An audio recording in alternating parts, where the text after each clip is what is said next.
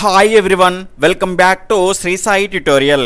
ఈరోజు లైవ్ టెస్ట్లో భాగంగా 6th మరియు 7th క్లాస్ సైన్స్ కంటెంట్కి సంబంధించినటువంటి 5వ టెస్ట్ను మనం నిర్వహించుకోబోతున్నాం. అదేవిధంగా ఈరోజు లైవ్ టెస్ట్లో కనుక మీకు 25 కంటే ఎక్కువ మార్కులు లేదా 25 వరకు మీరు మార్కులు కనుక తెచ్చుకున్నారనుకోండి, టెట్లో ఖచ్చితంగా మీకు 120+ మార్కులు వచ్చేటువంటి అవకాశం అనేది చాలా ఎక్కువగా ఉంటుంది. ఇక్కడ చూసుకుంటే 25 అంటున్నానని క్వశ్చన్స్ అనేటివి చాలా ట్రిపికల్గా ఏముండయండి, అన్ని రకాల క్వశ్చన్స్ అనేటివి కలగలిపి ఉండడం జరుగుతుంది, గమనించాలి. అదేవిధంగా టెట్ మరియు డిఎస్సి అనేది కంప్లీట్ అయిపోయే వరకు మా ఛానల్ యొక్క సపోర్ట్ అనేది మీకు ఎల్లప్పుడూ ఉంటూనే ఉంటుంది. అదేవిధంగా మీ యొక్క సపోర్ట్ కూడా మాకు చాలా అవసరం కాబట్టి వీడియోని చూస్తున్న వాళ్ళంతా కూడా తప్పకుండా లైక్ చేయండి, కనీసం మీ ఒక్క మిత్రునికైనా షేర్ చేయండి, మీ విలువైనటువంటి అభిప్రాయాన్ని కామెంట్ రూపంలో తెలియజేయండి. ఇక లేట్ చేయకుండా లైవ్ టెస్ట్లోకి వెళ్ళిపోదాం. ఈరోజు లైవ్ టెస్ట్లో భాగంగా మొన్నటి ప్రశ్నకు సమాధానాన్ని తెలిసేసుకొని లైవ్ టెస్ట్లోకి వెళ్ళిపోదాం. ఇది చాలా ముఖ్యమైనటువంటి కాన్సెప్ట్గా మనం చెప్పుకోవచ్చు. అందులో భాగంగా చలనంలో ఉన్నటువంటి ఒక సైకిల్లో వివిధ భాగాల చలనాన్ని తెలియజేయండి అని క్వశ్చన్. ఇక్కడ చూసుకుంటే అందులో మొదటిది చక్రం అండి. ఇక్కడ చూసుకుంటే సైకిల్ ఏ రకంగా ఉంది, స్థిరంగా ఉందా, చలనంలో ఉందా? చలనంలో ఉంది. చలనంలో ఉంది కాబట్టి సైకిల్ యొక్క చక్రం అనేది భ్రమణ చలనాన్ని, అదేవిధంగా ఇక్కడ చూసుకుంటే సైకిల్ అనేది ముందుకు వెళ్తూ ఉంటుంది, అంటే దాని యొక్క గమన దిశ, అదేవిధంగా సైకిల్ చక్రము, అదేవిధంగా సైకిల్ని కనుక మనం తీసుకుంటే అటువైపే వెళ్తుంది కాబట్టి గమన దిశ, దానిలోని అణువుల దిశ ఒకే వైపు ఉంది కాబట్టి స్థానాంతర చలనాన్ని కూడా కలిగి ఉంటుంది. అలా కాకుండా సైకిల్ యొక్క స్టాండ్ వేసి ఉంది అనుకుంటే కనుక అక్కడ ఆ చక్రం అనేది కేవలం భ్రమణ చలనాన్ని మాత్రమే కలిగి ఉంటుంది.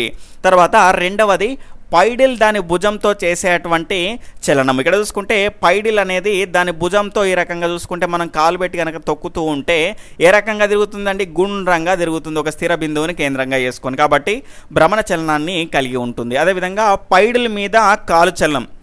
ఇక్కడ చూసుకుంటే పైడిల్ మీద మన కాలు పెట్టి ఈ రకంగా తొక్కుతూ ఉన్నప్పుడు సైకిల్ కనుక చూసుకుంటే సైకిల్ యొక్క పైడిల్ని మనం గమనిస్తే, మన కాల్ని కనుక గమనిస్తే కనుక మనం కాలు అనేది ముందుకు వెనక్కి కదులుతూ ఉంటుంది, పైడిల్ మాత్రం గుండ్రంగా తిరుగుతుంది, మన కాలు మాత్రం ముందుకు వెనక్కి డోలనాలు మాత్రమే చేస్తుంది. కాబట్టి పైడిల్ మీద కాలు చలనం అన్నాడు కాబట్టి ఆన్సర్ ఏమవుతుంది? డోలన చలనం అవుతుంది. అదేవిధంగా సైకిల్తో పాటు సైకిల్ తొక్కేవాడి చలనం. ఇక్కడ కూడా రెండు కాన్సెప్ట్లు ఉన్నాయండి. ఇక్కడ చూసుకుంటే మనం సైకిల్తో పోల్చుకున్నప్పుడు ఒక రకంగా ఉంటుంది, రోడ్డుతో పోల్చుకున్నప్పుడు ఒక రకంగా ఉంటుంది. ఇప్పుడు చలనంలో ఉంది కాబట్టి రోడ్డుతో పోల్చుకుంటే కనుక సైకిల్తో పాటు సైకిల్ తొక్కేవాడి చలనం ఏ రకంగా ఉంటుంది అంటే స్థానాంతర చలనాన్ని కలిగి ఉంటుంది. అలా కాకుండా సైకిల్తోనే పోల్చుకున్నాడు అనుకోండి, ఎలాంటి చలనం అనేది ఉండదు. మనం ఆల్రెడీ చెప్పుకున్నాము, చలనం అనేది కొన్ని వస్తువులతో పోల్చినప్పుడు స్థిరంగా ఉంటుంది, మరికొన్ని వస్తువులతో పోల్చినప్పుడు మనకు గమనంలో ఉంటుంది. ఫర్ ఎగ్జాంపుల్ ఇక్కడ చూసుకుంటే కారులో మనం కూర్చొని ఉన్నప్పుడు మన పక్క వాడితో, మనం డ్రైవర్తో పోల్చుకుంటే ఏ రకంగా ఉంటాం? స్థిరంగా ఉంటాం. అట్లా కాకుండా కిటికీ నుంచి బయటికి చూసామనుకోండి, ఆ బయట కనిపించే వాటికి మనకు చలనంలో ఉంటాము. కాబట్టి ఈ రకంగా మనకు సైకిల్తో పాటు సైకిల్ తొక్కేవాడి చలనం ఏమో రోడ్డు పరంగా చూసుకుంటేనేమో స్థానాంతర చలనంగా మనం చెప్పుకోవచ్చు. అలా కాకుండా సైకిల్ని కేంద్రంగా చేసుకొని మనం చూస్తే కనుక స్థిరంగా ఉంటుంది అని చెప్పుకోవచ్చు. ఈరోజు లైవ్ టెస్ట్లో భాగంగా మన మొదటి క్వశ్చన్ వచ్చేసి క్రింది వాటిలో సరైన దాన్ని ఎన్నుకోండి. ఇక్కడ చూసుకుంటే స్టేట్మెంట్ 1 సమాంతర ఈనెల వ్యాపనం పీచు వేరు వ్యవస్థ, స్టేట్మెంట్ 2 సమాంతర ఈనెల వ్యాపనం తల్లి వేరు వ్యవస్థ, స్టేట్మెంట్ 3 వచ్చేసి జాలాకార ఈనెల వ్యాపనం పీచు వేరు వ్యవస్థ, స్టేట్మెంట్ 4 వచ్చేసి జాలాకార ఈనెల వ్యాపనం తల్లి వేరు వ్యవస్థ. సరైన దాన్ని మనం ఎన్నుకోవాలి. ఇక్కడ ఆప్షన్ 1 1,4 మాత్రమే సరైనవి, ఆప్షన్ 2 2,3 మాత్రమే సరైనవి, ఆప్షన్ 3 1,3 మాత్రమే సరైనవి, ఆప్షన్ 4 వచ్చేసి 2,4 మాత్రమే సరైనవి. లైవ్ చూస్తున్న వాళ్ళంతా దీని యొక్క సరైనటువంటి సమాధానాన్ని ఫాస్ట్గా కామెంట్ చేస్తూ ఉండండి. ఇక్కడ చూసుకుంటే దీని యొక్క రైట్ ఆన్సర్ వచ్చేసి ఆప్షన్ 1 1,4 మాత్రమే సరైనవి, మిగిలినవి సరైనవి కాదు. ఇక్కడ చూసుకుంటే సమాంతర ఈనెల వ్యాపనం అనేది పీచు వేరు వ్యవస్థ కలిగినటువంటి మొక్కల్లో మనము చూడవచ్చు. ఫర్ ఎగ్జాంపుల్గా మనం చూసుకుంటే బీర, కాకర, వరి మరియు ధాన్యపు మొక్కల్లో కనుక చూసుకుంటే మనకు పీచు వేరు వ్యవస్థ సమాంతర ఈనెల వ్యాపనం అనేది చూడవచ్చు. ఇక్కడ చూసుకుంటే ఈనెలు ఏ రకంగా ఉంటాయంటే ఈ రకంగా సమాంతరంగా ఉంటాయి కాబట్టి దాన్ని సమాంతర ఈనెల వ్యాపనం అని అంటాము. వ్యవస్థను కనుక చూసుకుంటే మనకు ప్రధానంగా కాండం దగ్గర నుంచి వేర్లు అనేటివి ఈ రకంగా గుబురుగా ఈ రకంగా వస్తే దాన్ని పీచువేరు వ్యవస్థ అంటాము. కాబట్టి మనకు సమాంతర ఈనెల వ్యాపనం అనేది పీచువేరు వ్యవస్థ కలిగినటువంటి మొక్కల్లో ఉంటుంది. అదేవిధంగా జాలాకార ఈనెల వ్యాపనం తల్లివేరు వ్యవస్థ అనేది మనకి ఎక్కడ ఉంటుంది అంటే వేప, మామిడి, జామ, రాగి మొదలైనటువంటి ఈ చెట్లలో మనము జాలాకార ఈనెల వ్యాపనం తల్లివేరు వ్యవస్థను చూడొచ్చు. ఇక్కడ చూసుకుంటే తల్లివేరు వ్యవస్థ అంటే కనుక ప్రధానమైనటువంటి వేరు ఉంటుంది. దాని పక్కల్లో కనుక చూసుకుంటే ఈ రకంగా పార్శ్వపు వేర్లు అనేవి ఉంటాయి. ఈ రకమైనటువంటి వేరు వ్యవస్థను మనం ఏమంటాము అంటే తల్లి వేరు వ్యవస్థ అని అంటాము. అదేవిధంగా మనకి ఇక్కడ చూసుకుంటే జాలాకార ఈనెల వ్యాపనం అంటే ఏంటి అంటే ప్రధానంగా ఒక నడిమి ఈన అనేది ఉంటుంది. ఈ నడిమి ఈన కనుక చూసుకుంటే మనకు దాని పక్కలకు మనకి ఈ రకంగా పార్శ్వపు ఈనెలు అనేవి ఉంటాయి. కాబట్టి ఈ రకంగా మనకు అమరిక ఉన్నటువంటి దాన్ని మనం ఏమంటాము అంటే పత్రాల్లో జాలాకార ఈనెల వ్యాపనము అని అంటాము, గమనించాలి. తర్వాత రెండవ క్వశ్చన్ వచ్చేసి క్రింది వాటిలో సరైనది. ఇక్కడ స్టేట్మెంట్ 1 ఇనుము తుప్పు పట్టుట సహజమైనటువంటి శాశ్వత మార్పు.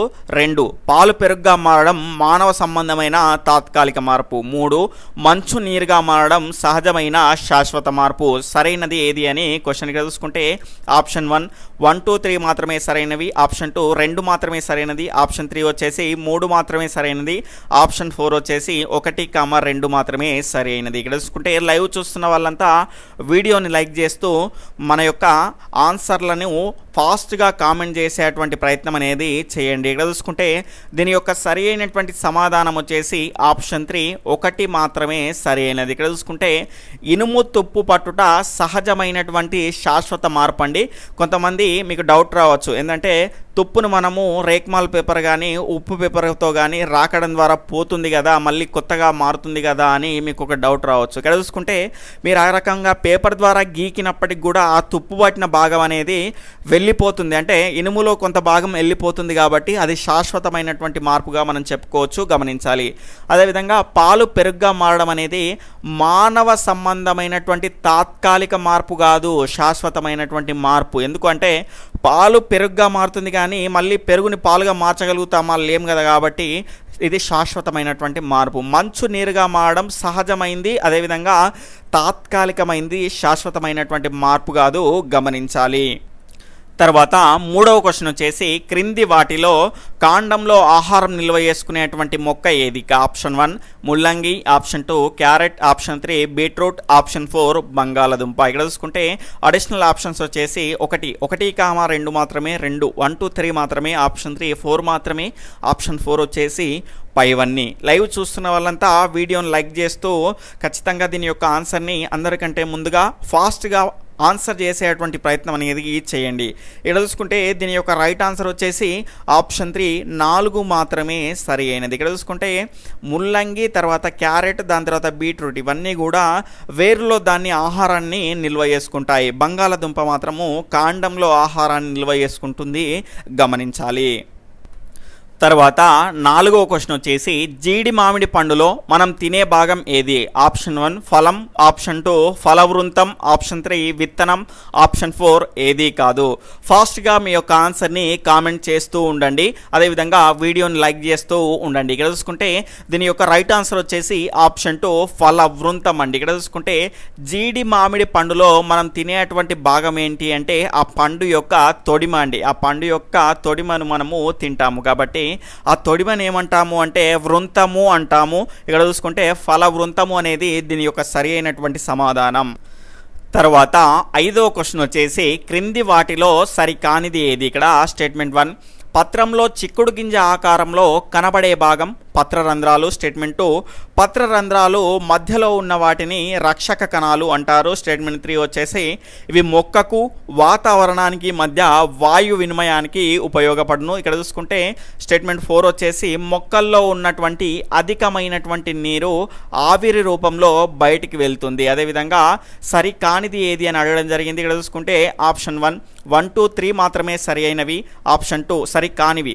స్టేట్మెంట్ 2 వచ్చేసి 1,2 మాత్రమే. స్టేట్మెంట్ 3 వచ్చేసి 2,3 మాత్రమే. స్టేట్మెంట్ 4 వచ్చేసి 3,4 మాత్రమే. ఇక్కడ చూసుకుంటే దీని యొక్క రైట్ ఆన్సర్ వచ్చేసి మనకు స్టేట్మెంట్ 2 అండి. 1,2 అనేటివి సరి అయినవి కాదు, 3,4 అనేటివి సరి అయినవి. ఇక్కడ చూసుకుంటే పత్రంలో చిక్కుడు గింజ ఆకారంలో కనబడేటువంటి మనకు భాగం వచ్చేసి పత్ర రంధ్రాలు కదండి. ఇక్కడ చూసుకుంటే పత్రాన్ని మనం ఈ రకంగా చూసుకుంటే పత్రంలో కనుక ఈ రకంగా మనకు చిక్కుడు గింజ ఆకారంలో కనుక చూసుకుంటే ఉండేటివి ఏంటి అంటే రక్షక కణాలు గమనించాలి. అదేవిధంగా మనకి ఇక్కడ చూసుకుంటే పత్ర రంధ్రాల మధ్యలో ఉన్నటువంటి వాటిని రక్షక కణాలు అంటున్నారు. ఇక్కడ చూసుకుంటే రక్షక కణాలు కాదండి, పత్ర మధ్య భాగంలో ఉన్నటువంటి వాటిని మనం ఏమంటాము అంటే పత్ర రంధ్రాలు. అంటే ఈ రక్షక కణాలు, ఈ రకంగా 2 రక్షక కణాలు ఉంటాయి కదా, ఆ రెండింటికి మధ్యలో ఉండేటువంటి వాటిని మనం ఏమంటాము అంటే పత్ర రంధ్రాలు అంటాము. గమనించాలి, ఇక్కడ రక్షక కణాలు అన్నారు కాబట్టి వ్రాంగ్. అదేవిధంగా పత్ర రంధ్రాలని కనుక చూసుకుంటే మొక్కకు వాతావరణానికి మధ్య వాయు వినిమయానికి ఉపయోగపడతాయి. అదేవిధంగా మొక్కల్లో ఉన్నటువంటి అధికమైనటువంటి నీరు ఆవిరి రూపంలో బయటికి వెళ్తుంది, దాన్నే బాష్పోత్సేకము అంటారు. గమనించాలి. కాబట్టి దీని యొక్క రైట్ ఆన్సర్ ఆప్షన్ 2 1,2. తర్వాత 7వ క్వశ్చన్ వచ్చేసి సరైన దాన్ని ఎంచుకోండి. ఇక్కడ చూసుకుంటే స్టేట్మెంట్ 1 జొన్న ఒక పీచువేరు వ్యవస్థ గల జాలాకార ఇనల వ్యాపనం గల మొక్క. స్టేట్మెంట్ 2 మామిడి ఒక తల్లివేరు వ్యవస్థ గల సమాంతరమైనటువంటి వ్యాపనం గల మొక్క. స్టేట్మెంట్ 3 బంగాళదుంప క్యారెట్ మొక్కలు వేర్లలో ఆహారాన్ని నిల్వ చేసుకుంటాయి. స్టేట్మెంట్ 4 వచ్చేసి అల్లం పసుపు వేరులో ఆహారాన్ని నిల్వ చేసుకుంటాయి. అల్లము పసుపు వేరులో ఆహారాన్ని నిల్వ చేసుకుంటాయి. సరైన దాన్ని ఎంచుకోవాలి. ఆప్షన్ 1 3,4 మాత్రమే. ఆప్షన్ 2 1,2 మాత్రమే. ఆప్షన్ 3 వచ్చేసి 1,3 మాత్రమే. ఆప్షన్ 4 వచ్చేసి పైవేవి కావు. లైవ్ చూస్తున్న వాళ్ళంతా దీని యొక్క సరి అయినటువంటి సమాధానాన్ని ఫాస్ట్గా కామెంట్ చేస్తూ ఉండండి. అదేవిధంగా ఇంకా ఎవరైనా వీడియోని లైక్ చేయకపోతే ఖచ్చితంగా లైక్ చేయండి. ఎవరైనా కొత్తగా మన ఛానల్ని చూస్తూ ఉన్నట్లయితే సబ్స్క్రైబ్ చేసుకొని పక్కనటువంటి ఆల్ నోటిఫికేషన్ బెల్ ఐకాన్ని క్లిక్ చేసి ఇలాంటి క్వాలిటీ లైవ్ టెస్ట్లను పొందండి. ఇక్కడ చూసుకుంటే దీని యొక్క రైట్ ఆన్సర్ వచ్చేసి ఆప్షన్ 4 పైవేవి కాదు అండి. ఇక్కడ చూసుకుంటే జొన్న ఒక పీచు వేరు వ్యవస్థ కలిగినటువంటి మొక్కే, కానీ దానికి ఏ రకమైనటువంటి వ్యాపనం ఉంటుంది? సమాంతరమైన ఈనెల వ్యాపనం ఉంటుంది. మామిడి ఒక తల్లి వేరు వ్యవస్థ కలిగినటువంటి చెట్టే, కానీ దానికి ఏ రకమైనటువంటి ఈనెల వ్యాపనం ఉంటుంది? జాలాకార ఈనెల వ్యాపనం అనేది ఉంటుంది. ఇక్కడ చూసుకుంటే క్యారెట్ మొక్కలు వేర్లలో ఆహారాన్ని నిల్వ చేసుకుంటాయి, కానీ బంగాళదుంప వచ్చేసి కాండంలో ఆహారాన్ని నిల్వ చేసుకుంటుంది. అదేవిధంగా అల్లము పసుపు కూడా ఆహారాన్ని వేరులో కాదండి కాండంలో నిల్వ చేసుకుంటాయి. కాబట్టి ఇవన్నీ కూడా సరి అయినవి కావు. కాబట్టి పైవేవి కావు అనేది దీని యొక్క సరి అయినటువంటి సమాధానం. తర్వాత 8వ క్వశ్చన్ వచ్చేసి పాలను భారీ ఎత్తున పెరుగుగా మార్చే ప్రక్రియను ఏమంటారు? Option 1 lactation, option 2 sedimentation, option 3 coagulation, option 4 వచ్చేసి ఏది కాదు. ఇక్కడ చూసుకుంటే దీని యొక్క సరైనటువంటి సమాధానం వచ్చేసి ఆప్షన్ 3 కోయాగ్యులేషన్ అండి. ఇక్కడ చూసుకుంటే పరిశ్రమల్లో పాలను భారీ ఎత్తున పెరుగుగా మార్చేటువంటి ప్రక్రియను ఏమంటారు అంటే కోయాగ్యులేషన్ అంటారు. గమనించాలి. మిస్ అయినటువంటి 6వ క్వశ్చన్ కనుక చూసుకుంటే సమాంతర ఇనెల వ్యాపనం ఇందులో ఉండదు. ఇక్కడ ఆప్షన్ 1 రావి, ఆప్షన్ 2 రాగులు, ఆప్షన్ 3 మొక్కజొన్న, ఆప్షన్ 4 చెరుకు. దీని యొక్క సరి అయినటువంటి సమాధానం వచ్చేసి ఆప్షన్ 1 రావి చెట్టు అండి. ఇక్కడ చూసుకుంటే రావి చెట్టులో జాలాకార ఇనెల వ్యాపనం అనేది ఉంటుంది. గమనించాలి. తర్వాత 9వ క్వశ్చన్ వచ్చేసి మన రాష్ట్రంలో దాదాపు డిసెంబర్ 20 వరకు సూర్యోదయం దిశ తూర్పు నుండి ఏ దిశ వైపుకు జరుగును? ఆప్షన్ 1 ఉత్తరం, ఆప్షన్ 2 దక్షిణం, ఆప్షన్ 3 పడమర, ఆప్షన్ 4 ఏది కాదు. లైవ్ చూస్తున్న వాళ్ళంతా ఇంకా ఎవరైనా వీడియోని లైవ్ చేయకపోతే ఖచ్చితంగా లైక్ చేయండి. దీని యొక్క సరైనటువంటి సమాధానాన్ని ఫాస్ట్గా కామెంట్ చేయండి. ఇక్కడ చూసుకుంటే మనకు సూర్యుడు తూర్పున ఉదయించడం జరుగుతుంది కాబట్టి మనకు డిసెంబర్ 22 కల్లా సూర్యుడు మకర రేఖ పైన ఉదయిస్తాడు. ఇక్కడ చూసుకుంటే ఆ సమయంలో కనుక చూసుకుంటే సూర్యోదయం అనేది కొంచెం తూర్పు నుంచి కొద్దిగా మనం గుర్తించలేనంతగా దక్షిణం వైపుకు జరుగుతుంది. ఈ రకంగా జరుగుతుంది, దాన్ని మనం గుర్తించలేము. గమనించాలి. దీని యొక్క ఆన్సర్ వచ్చేసి ఆప్షన్ 2 దక్షిణం. తర్వాత 10వ క్వశ్చన్ వచ్చేసి మానవ శరీరం యొక్క సాధారణ ఉష్ణోగ్రత ఎంత? ఆప్షన్ 1 37 డిగ్రీ సెల్సియస్, ఆప్షన్ 2 వచ్చేసి 98.4 డిగ్రీ ఫారెన్హీట్, ఆప్షన్ 3 వచ్చేసి 36 డిగ్రీ సెల్సియస్, ఆప్షన్ 4 వచ్చేసి 1 and 2. ఫాస్ట్గా మీ యొక్క ఆన్సర్ని కామెంట్ చేస్తూ ఉండండి. దీని యొక్క సరి అయినటువంటి సమాధానం వచ్చేసి ఆప్షన్ 4 1 and 2. ఇక్కడ చూసుకుంటే మానవ యొక్క శరీరం యొక్క సాధారణ ఉష్ణోగ్రతను కనుక చూసుకుంటే సెల్సియస్ మానంలో కనుక చూసుకుంటే 37 డిగ్రీ సెల్సియస్, ఫారెన్హీట్ మానంలో అయితే 98.4 డిగ్రీ ఫారెన్హీట్. ఇక్కడ చూసుకుంటే చాలా వరకు మనకి ఎగ్జామ్లో క్వశ్చన్స్ ఏ రకంగా అడుగుతాడంటే, ఫర్ ఎగ్జాంపుల్ ఇక్కడ చూసుకుంటే 25 డిగ్రీ సెల్సియస్ని మనం ఫారెన్హీట్లోకి మార్చాలి. అదేవిధంగా మనకు ఫారెన్హీట్ మానంలోకి ఇచ్చేసి ఒక క్వశ్చను మనకు సెంటిగ్రేడ్లో అదేవిధంగా మనకు కెల్విన్లో ఎంత అని అడుగుతాడు. ఆ రకమైనటువంటి అన్నింటికి కూడా మనం ఏం చేయాలి అంటే ఒక ఈక్వేషన్ని గుర్తుపెట్టుకోవాలి. ఆ ఈక్వేషన్ కనుక గుర్తుపెట్టుకున్నారనుకోండి, సెంటిగ్రేడ్లో ఇస్తే ఫారెన్హీట్లోకి ఇస్తే కనుక కెల్విన్లోకి, ఈ రకంగా అన్ని రకాలుగా మనం మార్చుకోవచ్చు. ఇక్కడ చూసుకుంటే ఆ సూత్రం ఏంటి అంటే C/100 = F-32/180 = K-273/100. దీన్ని ఇంకా కూడా మనం సింప్లిఫై చేసుకోవచ్చు. ఈ 0 గెట్ క్యాన్సిల్, అదేవిధంగా 2 5ల 10, దాని తర్వాత 2 9ల 18, దాని తర్వాత 2 5ల 10. ఇక్కడ చూసుకుంటే C/5 = F-32/9 = K-273/5. ఈ రకమైనటువంటి సింప్లిఫై చేసుకున్నటువంటి సూత్రాన్ని గుర్తుంచుకుంటే ఏ రకమైనటువంటి మానంలోకి మార్చుకోమన్నా మార్చుకోవచ్చు. తర్వాత 11వ క్వశ్చన్ వచ్చేసి 1922వ సంవత్సరంలో ఒక రోజున లిబియాలో నీడలో కూడా అత్యధిక ఉష్ణోగ్రత ఎంతగా నమోదైంది? Option 1 56 degree centigrades, option 2 68 degree Celsius, option 3 వచ్చేసి 58 డిగ్రీ సెల్సియస్, ఆప్షన్ 4 వచ్చేసి 89 డిగ్రీ సెల్సియస్. ఇక్కడ చూసుకుంటే దీని యొక్క సరి అయినటువంటి సమాధానం వచ్చేసి ఆప్షన్ 3 58 డిగ్రీ సెల్సియస్ అండి. ఇక్కడ చూసుకుంటే 1922వ సంవత్సరంలో ఒక రోజున లిబియాలోని నీడలోనే ఇంత ఉష్ణోగ్రత అనేది ఉండిందండి. అంటే ఇక్కడ చూసుకుంటే ప్రపంచంలోనే అత్యధిక ఉష్ణోగ్రతగా చెప్పొచ్చు. ఈ మధ్యలో గనక ఈ రకమైనటువంటి మనకు ఈ రకంగా ఎక్కడ నమోదైందని తీసుకోలేదు కావచ్చు, గనక సర్వే గనక చేస్తే ఖచ్చితంగా అప్పటికంటే ఇప్పుడు చాలా పెరిగే ఉంటుంది, గమనించాలి. తర్వాత 12వ క్వశ్చన్ వచ్చేసి చిన్న పిల్లల మరియు పసిపిల్లల యొక్క శరీర ఉష్ణోగ్రతలు తెలుసుకోవడానికి వాడే థర్మామీటర్లు ఏవి? Option 1 digital thermometer, option 2 thermistor thermometer, option 3 వచ్చేసి జ్వరమానిని, ఆప్షన్ 4 వచ్చేసి 1 and 2. ఫాస్ట్గా మీ యొక్క ఆన్సర్ని కామెంట్ చేస్తూ ఉండండి. ఇక్కడ చూసుకుంటే దీని యొక్క సరి అయినటువంటి సమాధానం వచ్చేసి ఆప్షన్ 2 థర్మిస్టర్ థర్మామీటర్. దీని ద్వారా చిన్న పిల్లలు మరియు పసిపిల్లల యొక్క శరీర ఉష్ణోగ్రతలు తెలుసుకోవచ్చు.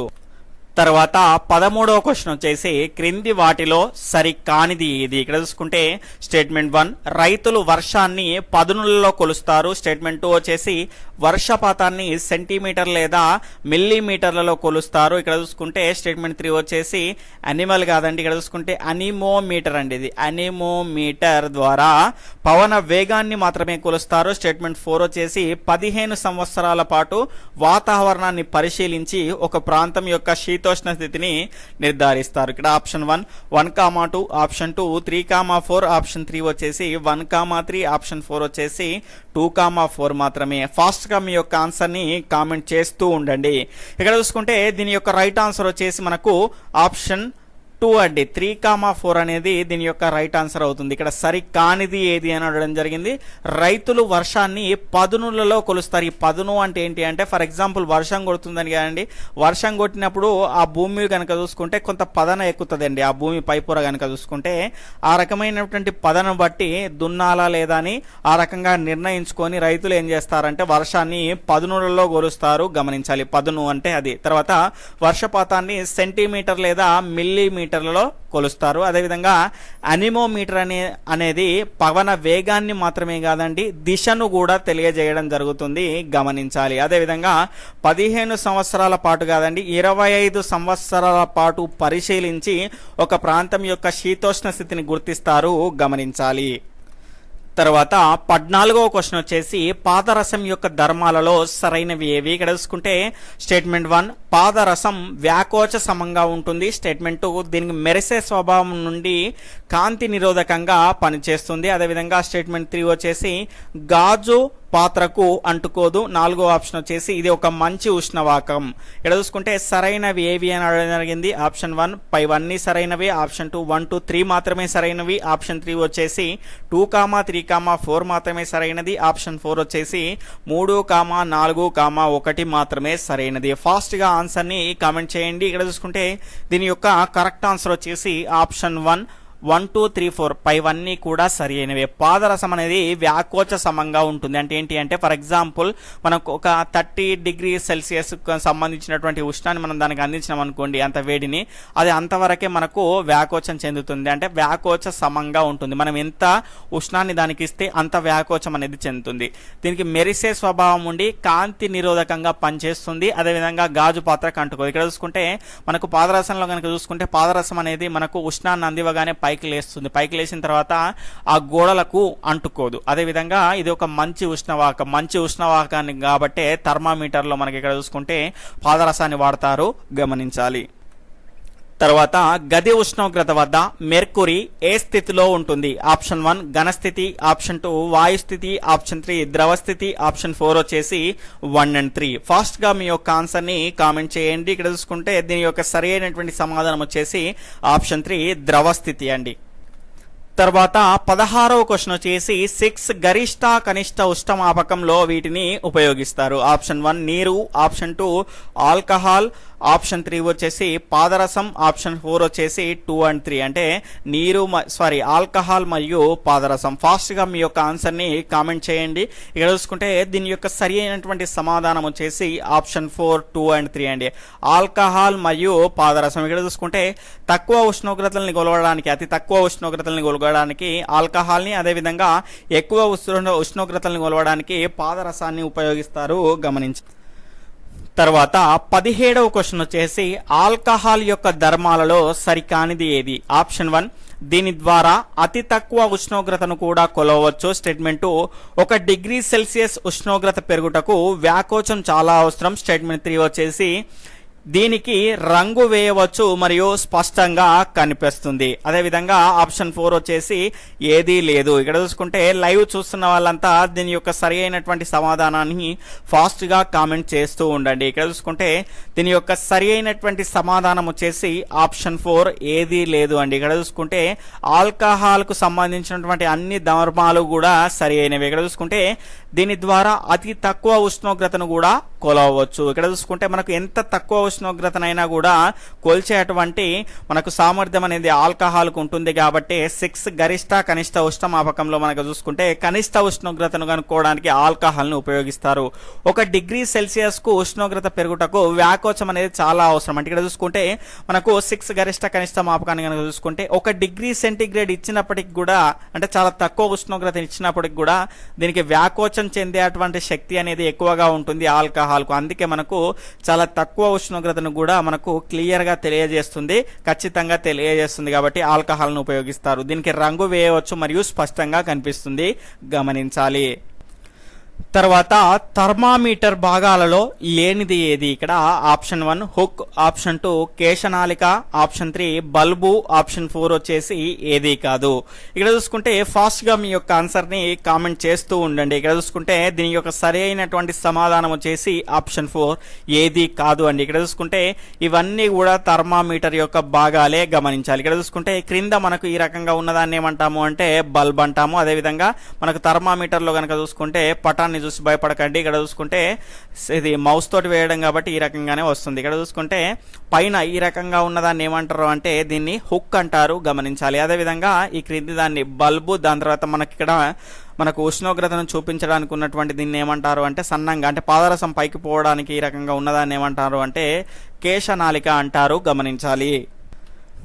తర్వాత 19వ క్వశ్చన్ వచ్చేసి క్రింది వాటిలో సరికానిది ఏది? ఇక్కడ చూసుకుంటే స్టేట్మెంట్ 1 థర్మామీటర్లోని గుర్తులను ఉష్ణోగ్రత సూచిక అంటారు. స్టేట్మెంట్ 2 వచ్చేసి మంచుగడ్డలు కరిగేంత వరకు గల స్థిర ఉష్ణోగ్రతను ద్రవీభవన స్థానము అంటారు. స్టేట్మెంట్ 3 వచ్చేసి నీటి యొక్క మరిగే స్థానం 100 డిగ్రీ సెల్సియస్. ఆప్షన్ 4 వచ్చేసి థర్మామీటర్లో వ్యాకోచ పదార్థంగా పాదరసాన్ని వాడతారు. ఇక్కడ చూసుకుంటే దీని యొక్క సరి అయినటువంటి సమాధానాన్ని ఇంకా ఎవరైనా వీడియో లైక్ చేయని వాళ్ళు ఉంటే లైక్ చేయండి. అదేవిధంగా దీని యొక్క ఆన్సర్ని ఫాస్ట్గా కామెంట్ చేస్తూ ఉండండి. ఎవరైనా కొత్తగా మన ఛానల్ని చూస్తూ ఉన్నట్లయితే ఇప్పుడే సబ్స్క్రైబ్. తర్వాత 20వ క్వశ్చన్ వచ్చేసి గెలీలియో మొట్టమొదటి థర్మామీటర్ని ఎప్పుడు కనుగొన్నాడు? ఆప్షన్ 1 1573, ఆప్షన్ 2 1539, ఆప్షన్ 3 1553, ఆప్షన్ 4 వచ్చేసి 1593. ఇక్కడ చూసుకుంటే దీని యొక్క సరి అయినటువంటి సమాధానం వచ్చేసి ఆప్షన్ 4 1593లో గెలీలియో మొట్టమొదటి థర్మామీటర్ని కనుగొన్నాడు, గమనించాలి. తర్వాత 21వ క్వశ్చన్ వచ్చేసి మొట్టమొదటి థర్మామీటర్లో వ్యాకోచ పదార్థంగా దీన్ని ఉపయోగించారు. ఆప్షన్ 1 పాదరసం, ఆప్షన్ 2 ఆల్కహాల్, ఆప్షన్ 3 గాలి, ఆప్షన్ 4 వచ్చేసి 2 and 3 ఆల్కహాల్ మరియు గాలి. సరి అయినటువంటి సమాధానాన్ని ఫాస్ట్గా కామెంట్ చేస్తూ ఉండండి. ఇక్కడ చూసుకుంటే దీని యొక్క సరి అయినటువంటి సమాధానం వచ్చేసి ఆప్షన్ 3 గాలి అండి. ఇక్కడ చూసుకుంటే మొట్టమొదటి థర్మామీటర్లో వ్యాకోచ పదార్థంగా గాలిని ఉపయోగించాడు. గాలిని ఎందుకు ఉపయోగించాడు అంటే గాలి అనేది వ్యాకోచ సంకోచ గుణాలని కలిగి ఉంటుంది కాబట్టి గాలిని ఉపయోగించడం జరిగింది. తర్వాత 22వ క్వశ్చన్ వచ్చేసి క్రింది వాటిని జతపరచండి. నేను దీన్ని జతపరిచే లోపు దీని యొక్క సరి అయినటువంటి సమాధానాన్ని ఫాస్ట్గా కామెంట్ చేస్తూ ఉండండి. ఇక్కడ చూసుకుంటే మొదటగా థర్మామీటర్ అనేది ఏం చేస్తుందండి? ఇక్కడ చూసుకుంటే పదార్థము లేదా వస్తువు యొక్క ఉష్ణోగ్రతను కనుక్కోవడానికి పనికొస్తుంది కాబట్టి ఇక్కడ ఏమొస్తుంది? బి అనేది వస్తుంది. ఇక్కడ చూసుకుంటే తర్వాత రెండవది జ్వరమాన్ని ఎందుకు ఉపయోగపడుతుంది? మానవుని యొక్క శరీర ఉష్ణోగ్రతను కనుక్కోవడానికి ఉపయోగపడుతుంది కాబట్టి ఇక్కడ ఏమొస్తుంది? ఏ వస్తుంది. 6 గరిష్ట కనిష్ట ఉష్ణమాపకాన్ని కనుక చూసుకుంటే అత్యల్ప అత్యధిక ఉష్ణోగ్రతలను కనుక్కోవడానికి ఉపయోగపడుతుంది కాబట్టి ఇక్కడ ఏమొస్తుంది? డి అనేది వస్తుంది. తర్వాత థర్మామీటర్ని కనుక చూసుకుంటే చిన్న పిల్లలు లేదా పసిపిల్లల యొక్క శరీర ఉష్ణోగ్రతను కనుక్కోవడానికి ఉపయోగపడుతుంది కాబట్టి ఇక్కడ ఏమొస్తుంది? సి అనేది వస్తుంది. ఇక్కడ చూసుకుంటే బిఏడిసి అనేది ఎక్కడ ఉందండి? ఇక్కడ చూసుకుంటే బిఏడిసి అనేది 2వ ఆప్షన్ కాబట్టి దీని యొక్క సరి అయినటువంటి సమాధానం సెకండ్ ఆప్షన్, గమనించాలి. తర్వాత 23వ క్వశ్చన్ వచ్చేసి పాదరసం వల్ల కలిగే నష్టాలను తొలగించడానికి వాడుతున్న థర్మామీటర్లు ఏవి? ఇక్కడ ఆప్షన్ 1 థర్మిస్టర్ థర్మామీటర్లు, ఆప్షన్ 2 వచ్చేసి ప్రయోగశాల థర్మామీటర్లు, ఆప్షన్ 3 వచ్చేసి డిజిటల్ థర్మామీటర్లు, ఆప్షన్ 4 వచ్చేసి 2 and 3. లైవ్ చూస్తున్న వాళ్ళంతా దీని యొక్క సరి అయినటువంటి సమాధానాన్ని ఫాస్ట్గా కామెంట్ చేస్తూ ఉండండి. ఇక్కడ చూసుకుంటే దీని యొక్క సరి అయినటువంటి సమాధానం వచ్చేసి ఆప్షన్ 3 డిజిటల్ థర్మామీటర్ అండి. ఇక్కడ చూసుకుంటే పాదరసం ఈ రకంగా మనకు పాదరసం వల్ల కలిగేటువంటి నష్టాలు చాలా ఉంటాయి కాబట్టి అవి పగిలినప్పుడు కానీ దానికి సంబంధించినటువంటి నష్టాలు ఎక్కువగా ఉండడం వల్ల ఏం చేస్తున్నారు అంటే పాదరసము లేనటువంటి డిజిటల్ థర్మామీటర్లను వాడుతున్నారు. దీని ద్వారా కూడా మానవుల యొక్క శరీర ఉష్ణోగ్రతను తెలుసుకోవచ్చు. అదేవిధంగా మిగిలిన వాటి యొక్క ఉష్ణోగ్రతలు కూడా తెలుసుకోవచ్చు. తర్వాత 24వ క్వశ్చన్ వచ్చేసి 2 అరచేతులతో రుద్దడం వలన సుత్తితో పదే పదే కొట్టినప్పుడు కుంకుడు గింజలు తీసుకొని రాతి మీద రుద్దినప్పుడు ఏ శక్తిగా మార్పు చెందుతుంది? ఆప్షన్ 1 రసాయన శక్తి ఉష్ణశక్తిగా, ఆప్షన్ 2 యాంత్రిక శక్తి ఉష్ణశక్తిగా, ఆప్షన్ 3 విద్యుత్ శక్తి ఉష్ణశక్తిగా, దాని తర్వాత మనకి ఇక్కడ చూసుకుంటే సౌరశక్తి ఉష్ణశక్తిగా. ఇక్కడ చూసుకుంటే సరి అయినటువంటి సమాధానాన్ని ఫాస్ట్గా కామెంట్ చేస్తూ ఉండండి. ఇక్కడ చూసుకుంటే దీని యొక్క సరి అయినటువంటి సమాధానం వచ్చేసి ఆప్షన్ 2 యాంత్రిక శక్తి అనేది ఉష్ణశక్తిగా మారుతుంది. ఏ రకంగా అంటే 2 అరచేతులతో రుద్దడం వలన అన్నారు. ఇక్కడ చూసుకుంటే 2 అరచేతులతో రుద్దాము అంటే అక్కడ ఏం పుడుతుందండి? మనము యంత్రంగా పనిచేసాము. ఆ రకంగా పనిచేయడం ద్వారా ఏమైంది? ఉష్ణం అనేది వెలువడింది కాబట్టి యాంత్రిక శక్తి ఏ రకంగా మారింది? ఉష్ణశక్తిగా మారింది. అదేవిధంగా సుత్తితో పదే పదే కొట్టామండి. సుత్తితో మనం కొట్టాము అంటే మనమే యంత్రంగా పనిచేసినాం కదా, కొట్టడం వల్ల ఏమైంది?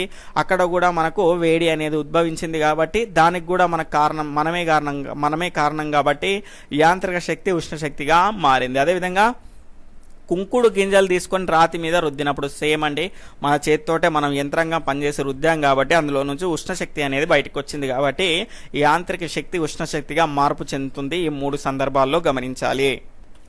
తర్వాత 25వ క్వశ్చన్ వచ్చేసి గ్యాస్ స్టవ్ వాడినప్పుడు ఏ శక్తిగా మార్పు చెందును. ఆప్షన్ 1 విద్యుత్ శక్తి ఉష్ణశక్తిగా, ఆప్షన్ 2 వచ్చేసి యాంత్రిక శక్తి ఉష్ణశక్తిగా, ఆప్షన్ 3 వచ్చేసి సౌరశక్తి ఉష్ణశక్తిగా, ఆప్షన్ 4 వచ్చేసి రసాయన శక్తి ఉష్ణశక్తిగా. దీని యొక్క సరి అయినటువంటి సమాధానాన్ని ఫాస్ట్గా కామెంట్ చేయండి. అదేవిధంగా ఇంకా వీడియోని ఎవరైనా లైక్ చేయకుంటే ఖచ్చితంగా లైక్ చేయండి. ఎందుకంటే ఈ విధంగా లైక్ చేయడం ద్వారా ఏమవుతుంది అంటే వీడియో అనేది మిగతా వారికి కూడా సజెస్ట్ అయ్యేటువంటి అవకాశం అనేది ఉంటుంది. ఇక చూసుకుంటే దీని యొక్క సరి అయినటువంటి సమాధానం వచ్చేసి ఆప్షన్ 4 రసాయన శక్తి ఉష్ణ శక్తిగా మారుతుందండి. ఇక్కడ చూసుకుంటే గ్యాస్ స్టవ్లో కనుక చూసుకుంటే మనకు ఎల్పిజి అంటాం. ఇక్కడ చూసుకుంటే లిక్విఫైడ్ పెట్రోలియం గ్యాస్. ఇక్కడ గ్యాస్ స్టవ్లో మనకి ఇక్కడ చూసుకుంటే ద్రవ రూపంలో కరిగి ఉంటుంది ఈ రకమైనటువంటి గ్యాస్ అనేది. మనం ఇక్కడ ఆన్ చేయగానే అది ఏమవుతుంది, ఆ రసాయన శక్తిని మనం ఏం రకంగా మార్చుకుంటామంటే ఉష్ణ శక్తిగా మలుచుకుంటాము, గమనించాలి.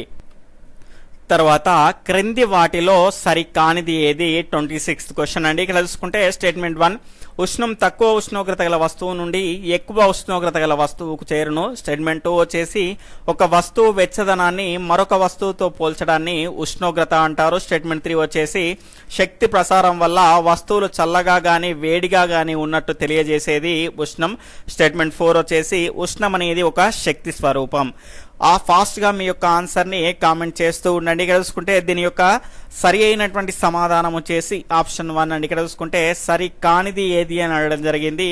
మొదటిది సరి కాదండి. ఇందులో కనుక చూసుకుంటే ఉష్ణం తక్కువ ఉష్ణోగ్రత గల వస్తువు నుంచి ఎక్కువ ఉష్ణోగ్రత గల వస్తువు చేరదండి. ఎక్కువ ఉష్ణోగ్రత గల వస్తువు నుంచి తక్కువ ఉష్ణోగ్రత గల వస్తువు చేరుతుంది, గమనించాలి. అదేవిధంగా మనకు ఉష్ణము అంటే ఏంటో చాలా మందికి కన్ఫ్యూజన్ అనేది ఉంటుందండి. ఇక్కడ చూసుకుంటే ఉష్ణం అంటే ఏంటి అంటే దీని యొక్క శక్తి ప్రసారం వల్ల ఆ వస్తువు అనేది ఎంతవరకు వేడెక్కింది అని తెలియజేసేదాన్ని, అంటే అది ఎంత వేడి, ఇప్పుడు వేడిగా లేదా చల్లగా ఉందని తెలియజేసేది ఏంటి అంటే ఉష్ణము. ఒక వస్తువు వేడిగా ఉందా లేదా చల్లగా ఉందా అనడానికి కారణం ఏంటి అంటే ఉష్ణము. అదేవిధంగా ఎంత వేడిగా ఉంది లేకపోతే ఎంత చల్లగా ఉంది అని తెలియజేసేది ఏంటి అంటే ఉష్ణోగ్రత. ఇక్కడ చూసుకుంటే ఉష్ణం అనేది కారణం అవుతుంది, ఉష్ణోగ్రత అనేది ఫలితం అవుతుంది, గమనించాలి. ఉష్ణం అనేది ఒక శక్తి స్వరూపం అండి. ఎగ్జాంపుల్ కనుక చూసుకుంటే మనకు ఇంట్లో వంట వండేటప్పుడు అమ్మ వాళ్ళు వంట వండేటప్పుడు కనుక మనం ఎప్పుడన్నా తలకాయ పెట్టి అందులో చూస్తే కనుక తలకాయ పెట్టి చూడాల్సినటువంటి అవసరం లేదండి. బయట నుంచి కనుక చూస్తే కనుక మనకి దానిపైన ఒక మూత పెడతారండి. మూతను పెడితే కనుక అది కొంచెం ఆవిరిలు పైకి నెట్టేయడానికి ప్రయత్నిస్తూ ఉంటాయి, నెట్టేస్తుంది కూడా. ఇక్కడ చూసుకుంటే అంటే మనం క్రింది నుంచి ఉష్ణాన్ని అందించడం ద్వారా ఆ ఉష్ణం యొక్క శక్తి అనేది ఏమైంది అంటే అది ఒక శక్తి స్వరూపంగా మారి ఆ ప్లేట్ని బయటికి దన్నేస్తుంది. ఆ రకంగా ఉష్ణం అనేది ఒక శక్తి స్వరూపంగా మనం చెప్పుకోవచ్చు. తర్వాత 27వ క్వశ్చన్ వచ్చేసి స్టీమ్ ఇంజన్లో శక్తుల యొక్క మార్పు ఏ విధంగా ఉంటుంది. ఆప్షన్ 1 రసాయన శక్తి విద్యుత్ శక్తిగా మారుతుంది. ఆప్షన్ 2 వచ్చేసి విద్యుత్ శక్తి రసాయన శక్తిగా మారుతుంది. స్టేట్మెంట్ 3 వచ్చేసి ఉష్ణ శక్తి యాంత్రిక శక్తిగా మారుతుంది. స్టేట్మెంట్ 4 వచ్చేసి యాంత్రిక శక్తి ఉష్ణ శక్తిగా మారుతుంది. ఇక్కడ చూసుకుంటే దీని యొక్క సరి అయినటువంటి సమాధానాన్ని ఫాస్ట్గా కామెంట్ చేయండి. ఇంకా ఎవరైనా వీడియోని లైక్ చేయని వాళ్ళు ఉంటే ఖచ్చితంగా లైక్ చేయండి. ఇక్కడ చూసుకుంటే దీని యొక్క సరి అయినటువంటి సమాధానం వచ్చేసి మనకు ఫాస్ట్గా కామెంట్ చేస్తూ ఉండండి. ఇక్కడ చూసుకుంటే థర్డ్ ఆప్షన్ ఉష్ణ శక్తి యాంత్రిక శక్తిగా మారుతుంది అనేది దీని యొక్క సరి అయినటువంటి సమాధానం అండి. ఇక్కడ చూసుకుంటే స్టీమ్ ఇంజన్ అంటే ఇక్కడ చూసుకుంటే నీటి ఆవిరితో నడిచేటువంటి ఇంజన్ అండి. ఇక్కడ చూసుకుంటే పేరులోనే ఉంది. నీటి ఆవిరి అనేది ఎట్లా వస్తుందండి, ఊరికే రాదు కదా. దానికి ఉష్ణాన్ని అందించడం ద్వారా ఆ నీటి ఆవిరి అనేది వస్తుంది. ఆ నీటి ఆవిరి వల్ల యంత్రం అనేది నడుస్తుంది కాబట్టి ఆ రకంగా ఉష్ణ శక్తి అనేది యాంత్రిక శక్తిగా మార్పు చెందింది, గమనించాలి. తర్వాత 28వ క్వశ్చన్ అండి. థర్మల్ పవర్ స్టేషన్లో ఏ శక్తిగా మార్పు చెందును. ఆప్షన్ 1 విద్యుత్ శక్తి ఉష్ణ శక్తిగా, ఆప్షన్ 2 రసాయన శక్తి విద్యుత్ శక్తిగా, ఆప్షన్ 3 వచ్చేసి ఉష్ణ శక్తి విద్యుత్ శక్తిగా, ఆప్షన్ 4 వచ్చేసి యాంత్రిక శక్తి విద్యుత్ శక్తిగా మార్పు చెందుతుంది. ఫాస్ట్గా మీ యొక్క ఆన్సర్ని కామెంట్ చేస్తూ ఉండండి. ఇక్కడ చూసుకుంటే దీని యొక్క సరి అయినటువంటి సమాధానం వచ్చేసి ఆప్షన్ 3 అండి. ఉష్ణ శక్తి అనేది విద్యుత్ శక్తిగా మార్పు చెందుతుంది. ఇక్కడ చూసుకుంటే థర్మల్ పవర్ స్టేషన్లో కనుక చూసుకుంటే బొగ్గుని మండించి వివిధ ప్రక్రియకు లోన్ చేసి ఏం చేస్తారు అంటే విద్యుత్ శక్తిని బయటకు తీసుకొస్తారు. అంటే ఫస్ట్ బొగ్గును మండిస్తున్నారంటే అక్కడ ఉష్ణం అనేది వెలువడింది కాబట్టి ఆ ఉష్ణ శక్తి వలన ఏమైంది అంటే విద్యుత్ శక్తి అనేది ఏర్పడింది కాబట్టి ఉష్ణ శక్తి అనేది విద్యుత్ శక్తిగా మార్పు చెందుతుంది, గమనించాలి. తర్వాత 29వ క్వశ్చన్ వచ్చేసి ఎలక్ట్రికల్ హీటర్లో ఏ శక్తిగా మార్పు చెందును? ఆప్షన్ 1 ఉష్ణ శక్తి విద్యుత్ శక్తిగా మార్పు చెందును. ఆప్షన్ 2 వచ్చేసి విద్యుత్ శక్తి ఉష్ణ శక్తిగా మార్పు చెందును. ఆప్షన్ 3 వచ్చేసి విద్యుత్ శక్తి రసాయన శక్తిగా మార్పు చెందును. ఆప్షన్ 4 వచ్చేసి విద్యుత్ శక్తి యాంత్రిక శక్తిగా మార్పు చెందుతుంది. ఇక్కడ చూసుకుంటే ఫాస్ట్గా దీని యొక్క ఆన్సర్ని కామెంట్ చేస్తారు అని అనుకుంటున్నాను. ఇక్కడ చూసుకుంటే దీని యొక్క సరైనటువంటి సమాధానం వచ్చేసి ఆప్షన్ 2 విద్యుత్ శక్తి అనేది ఉష్ణ శక్తిగా మారుతుందండి. ఇక్కడ చూసుకుంటే ఎలక్ట్రికల్ హీటర్ ద్వారా మనం విద్యుత్ని నీటిలోకి పంపివ్వడం ద్వారా ఏమవుతుంది అంటే ఆ విద్యుత్ వల్ల మనకి ఇక్కడ చూసుకుంటే దీనికి సంబంధించినటువంటి ఈ స్ప్రింగ్ అనేది వేడెక్కుతుంది. ఇది వేడెక్కడం ద్వారా ఏమవుతుంది అంటే ఆ నీటిని కూడా వేడిగా మారుస్తుంది. అంటే విద్యుత్ శక్తిని మనం ఉష్ణ శక్తిగా మార్పు చెందించుకున్నాం కాబట్టి ఎలక్ట్రిక్ హీటర్లో విద్యుత్ శక్తి అనేది ఉష్ణ శక్తిగా మార్పు చెందుతుంది. తర్వాత 30వ క్వశ్చన్ వచ్చేసి క్రింది వాటిని జతపరచండి. ఇక్కడ చూసుకుంటే మొదటిది వచ్చేసి దీన్ని నేను జతపరిచేలోపు ఫాస్ట్గా దీని యొక్క ఆన్సర్ నాకంటే ముందే కామెంట్ చేస్తారు అని అనుకుంటున్నాను. అదేవిధంగా మీ యొక్క సరి అయినటువంటి సమాధానాన్ని నేను ఎప్పుడైనా గుర్తుపెట్టుకోండి. ఆప్షన్స్ చదివి నేను ఆన్సర్ని రివీల్ చేసే లోపే మీరు దాని యొక్క ఆన్సర్ని కామెంట్ చేస్తేనే మీకు టైం మేనేజ్మెంట్ అనేది అలవాటు అవుతుంది, గమనించాలి. ఎందుకంటే ఈ లైవ్ టెస్ట్లు ఏదో రాసాము వదిలేసాము అన్నట్టు కాకుండా ఖచ్చితంగా రేపు మీ ఎగ్జామ్లో ఉపయోగపడే విధంగా ఉంటేనే మీ విలువైనటువంటి సమయాన్ని కేటాయించగలుగుతారు, గమనించాలి. కాబట్టి ఇంత విలువైనటువంటి సమయాన్ని కేటాయించినందుకు ఖచ్చితంగా మీరు రోజుకో కొత్త విషయాన్ని తెలుసుకునేటువంటి ప్రయత్నం అనేది చేయాలి, గమనించాలి. ఇక్కడ చూసుకుంటే మొదటిది జ్వరమాని ద్వారా మనం ఏం చేస్తామండి? జ్వరమాని అనేది ఏంటిది? ఒక ఉష్ణమాపకం. కాబట్టి ఇక్కడ ఏమొస్తుంది? ఈ అనేది వస్తుంది. దాని తర్వాత మానవుని శరీర ఉష్ణోగ్రత ఎంత అండి? 37 డిగ్రీ సెల్సియస్. కాబట్టి ఇక్కడ ఏమొస్తుంది? సి అనేది వస్తుంది. దాని తర్వాత ఉష్ణం అనేది ఏంటిది? ఒక శక్తి స్వరూపం. ఇంతకు ముందే తెలుసుకున్నాం కాబట్టి ఇక్కడ ఏమొస్తుంది? ఏ అనేది వస్తుంది. తర్వాత నీటి మరుగు స్థానం ఎంత? 100 డిగ్రీ సెల్సియస్. కాబట్టి ఇక్కడ ఏమొస్తుంది? బి అనేది వస్తుంది. తర్వాత మంచు ద్రవీభవన స్థానం ఎంత? 0 డిగ్రీ సెల్సియస్. కాబట్టి ఇక్కడ ఏమొస్తుంది? డి వస్తుంది. తర్వాత ఇక్కడ చూసుకుంటే ఈసీఏబిడి అనేది ఎక్కడ ఉందండి? ఈసీఏబిడి అనేది ఆప్షన్ 2లో ఉంది. కాబట్టి ఆప్షన్ 2 ఈస్ రైట్ ఆన్సర్. తర్వాత 31వ క్వశ్చన్ అండి. ఇక్కడ చూసుకుంటే ఇది కొంచెం అప్లికేబుల్గా ఉన్నటువంటి క్వశ్చన్. కొద్దిగా ఆలోచిస్తే చాలా సింపుల్గా ఉంటుంది. ఖచ్చితంగా ఈ రకమైనటువంటి అప్లికేషన్ క్వశ్చన్స్ కూడా అడిగేటువంటి అవకాశం అనేది చాలా ఎక్కువగా ఉంటుంది, గమనించాలి. ఇక్కడ చూసుకుంటే ఆ క్వశ్చన్ వచ్చేసి సాయి మరియు సతీష్ అనేటువంటి మిత్రులలో సాయి హైదరాబాద్లో, సతీష్ విశాఖపట్నంలో టెట్ మరియు డిఎస్సి కోసం ఇక్కడ చూసుకుంటే మే నెలలో అండి, ఇక్కడ చూసుకుంటే మే నెలలో ప్రిపేర్ అవుతున్నారు. అయినా ఈ క్రింది వాటిలో సరైనవి ఏవి? ఇక్కడ చూసుకుంటే స్టేట్మెంట్ 1 సాయికి దాహం ఎక్కువ వేస్తుంది మరియు శరీరం చల్లబడుతుంది. స్టేట్మెంట్ 2 సతీష్కు దాహం ఎక్కువ వేస్తుంది మరియు శరీరం చల్లబడుతుంది. ఇక్కడ చూసుకుంటే స్టేట్మెంట్ 3 వచ్చేసి సాయికి దాహం తక్కువ వేస్తుంది మరియు శరీరం అనేది ఉక్కపోతగా ఉంటుంది. స్టేట్మెంట్ 4 వచ్చేసి సతీష్కు దాహం తక్కువ వేస్తుంది, శరీరం ఉక్కపోతగా ఉంటుంది. ఫాస్ట్గా మీ యొక్క ఆన్సర్ని కామెంట్ చేసేటువంటి ప్రయత్నం చేయండి. ఆప్షన్ 1 1, 2, 3 మాత్రమే సరైనది. ఆప్షన్ 2 1, 4 మాత్రమే సరైనది. ఆప్షన్ 3 2, 3 మాత్రమే సరైనది. ఆప్షన్ 3 1, 3, 4 మాత్రమే సరి అయినది. మీ యొక్క ఆన్సర్ని ఫాస్ట్గా కామెంట్ చేసేటువంటి ప్రయత్నం అనేది చేయండి. ఇక్కడ చూసుకుంటే దీని యొక్క సరి అయినటువంటి సమాధానం వచ్చేసి ఆప్షన్ 2 1, 4 మాత్రమే సరి అయినదండి.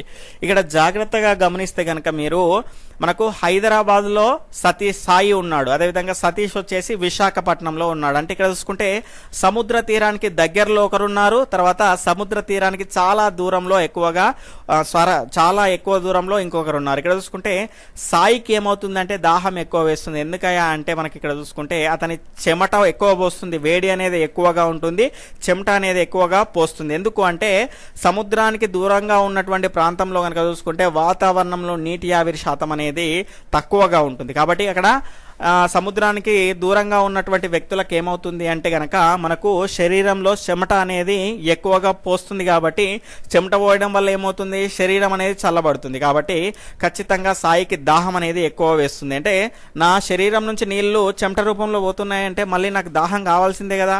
శరీరం అనేది చల్లబడాల్సిందే కదా, కాబట్టి ఈ రకంగా జరుగుతుంది. సతీష్కు దాహం తక్కువ వేస్తుంది, శరీరం ఉక్కపోతగా ఉంటుంది. ఎందుకు అంటే సముద్ర తీర ప్రాంతానికి చాలా దగ్గరగా ఉన్నప్పుడు ఏమవుతుంది అంటే మనకు వాతావరణంలో వేడెక్కడం ద్వారా ఆ నీటి ఆవిరి శాతం ఫుల్ఫిల్గా ఉంటుందండి. మన శరీరం నుంచి తీసుకొని వాతావరణంలోకి పోయేంతటువంటి అవసరం అనేది ఉండదు. కాబట్టి అప్పుడు ఏమవుతుంది అంటే మనకు ఉక్కపోతగా ఉంటుంది. ఏంటంటే చర్మంలో మనకు రంధ్రాలు ఓపెన్ కాకుండా మనకు చెమట అనేది బయటికి పోకుండా అంటే ఉక్కపోతగా ఉక్కిరి బిక్కిరిగా ఉంటుంది. కాబట్టి అక్కడ దాహం వేయాల్సినటువంటి అవసరం లేదు, ఎందుకంటే శరీరం నుంచి చెమట అనేది బయటికి రావడం లేదు. కాబట్టి అతనికి దాహం వేయదు, శరీరం అనేది ఉక్కపోతగా ఉంటుంది. గమనించాలి, ఎందుకంటే వాతావరణంలో నీటి ఆవిరి శాతం అనేది ఎక్కువగా ఉంటుంది కాబట్టి, ఫుల్ఫిల్గా ఉంటుంది కాబట్టి మళ్ళీ ఉక్కపోత పోసేటువంటి అవకాశం అనేది చాలా ఎక్కువగా ఉంటుంది. ఉక్కపోత పోసేటువంటి అవకాశం అనేది ఎక్కువగా ఉంటుంది. సతీష్కు దాహం అనేది తక్కువ వేస్తుంది, ఎందుకంటే చెమట రూపంలో బయటికి పోదు కాబట్టి.